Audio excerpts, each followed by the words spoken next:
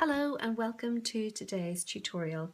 I recently promised you on my blog stampincolor.com a guide on how to create this little diorama card, and that's what we're going to do today. So it uses the Star of Light bundle. You get the Star of Light matching framelets. There's a set that coordinate with some of the stars in this set. Beautiful set. It's on page 9 of the catalogue, just here. So we get all these beautiful dies, and this quite extensive stamp set is a bundle, saving you 10%. You can of course buy them individually, but they're just beautiful together. Just love this particular stamp, and the sentiments and words are really beautiful. Anyway, that's what we're going to use today. So I've gone ahead and cut out 2 pieces of cardstock. Now the eagle eyes amongst you will realise that this is a different pattern to the one on the original card. It's from the Fancy Frost Speciality DSP. I'm just going to show you that as well. It's on page 39 of, no it's not actually, I tell a lie. Just bear with me a second, it's on page 37 of the catalogue. So it's a dry embossed, white on white, beautiful designs. There's some leaves, some stripes, snowflakes, stars that I used on the card. You can highlight them with sponging and colouring, but I really like them just left alone, to be honest.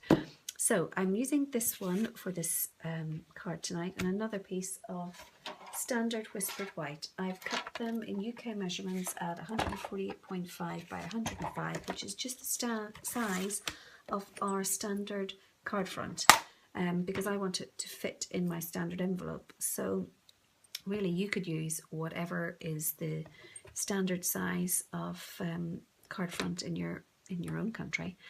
So I'm just scoring each side of both pieces at 1/2 inch and 1 inch.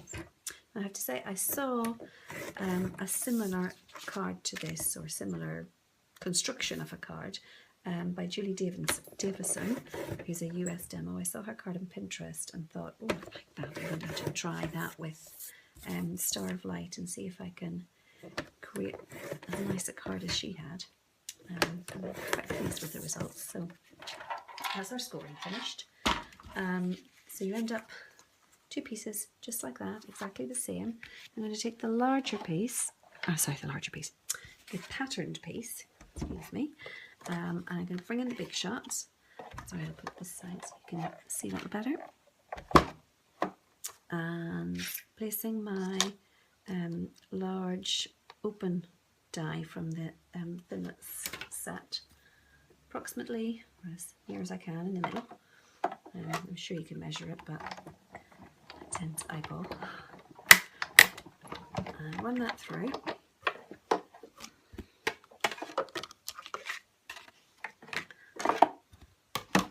That's all our big shot work done. It's quite simple. So pop out the star, and I'll keep that for another project, because I just love that DSP. So then I'm going to use my aperture as a guide for stamping. So first of all, sorry about that, I'm going to put my embossing putty over. I'm going to take my stamp, and I'm going to ink that up with versamark, because I'm heat embossing in gold. So right, take the stamp, hold the paper in place, and stamp in the middle. And to remove this piece, sprinkle over some gold embossing powder, flick off the excess. Now, I'm not actually going to heat emboss this for you with the heat gun, as it's rather noisy, but imagine I have the heat gun and I heat emboss that, and as if by magic, here's one I prepared earlier. So I'm going to go back then to my original paper, which is this beautiful star pattern, and right now we're left with just the scoring. So the burnishing of the score lines. The top section is folded like so. Oops. Be a little tricky sometimes because there's an embossed line through this paper. And then your bottom section is folded the opposite way.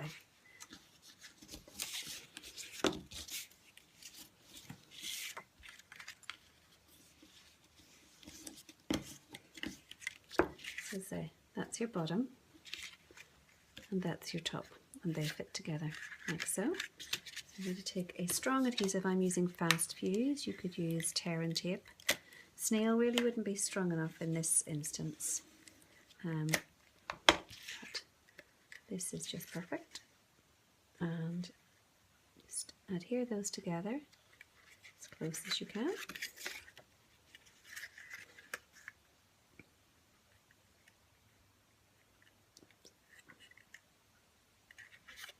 There you go. Then I've used one of the sentiments from the set. I've used the Star of Wonder, Star of Night, and I've embossed that in gold as well. And I'm just going to adhere that to the front. And then I'm going to take some of our baker's twine, which is available as a trio. Actually, it comes garden green, cherry cobbler and the gold. I'm using the gold here today, and hopefully I can tie a decent bow.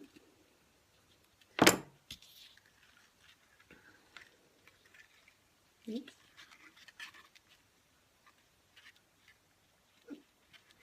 Maybe not. Try to keep it in shot.